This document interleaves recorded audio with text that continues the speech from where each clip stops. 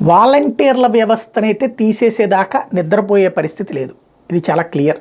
ఎందుకు అంటే వాలంటీర్ అనేటువంటి వాళ్ళ ద్వారానే ఇవాళ వైసీపీ ప్రభుత్వం రాజకీయ పార్టీ నాయకుల్ని కార్యకర్తల్ని ఇళ్ళ దగ్గరికి కాకుండా వాలంటీర్లను పంపించి జగన్ ప్రభుత్వం అన్నటువంటిది జనాలకు రీచ్ అయింది.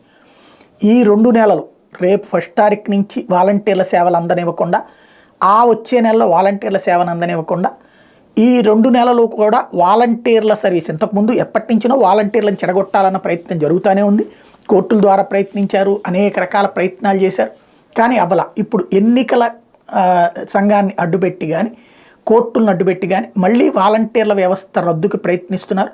తాత్కాలికంగా వాలంటీర్లను పని చేయనీయకుండా ఆపేపిస్తే ఆటోమేటిక్గా రేపు ప్రజల దగ్గరికి ఈ సేవలు అందకపోతే అప్పుడు మీడియా ద్వారా ఇంకేముంది, జగన్ పని అయిపోయింది, వాలంటీర్ల వ్యవస్థ రద్దు అయిపోయింది కాబట్టి ఇక జగన్ ఏం చేయలేడు, అదే చంద్రబాబు వస్తే ఇంటింటికి అందించగలడని చెప్పేటటువంటి ప్రయత్నం.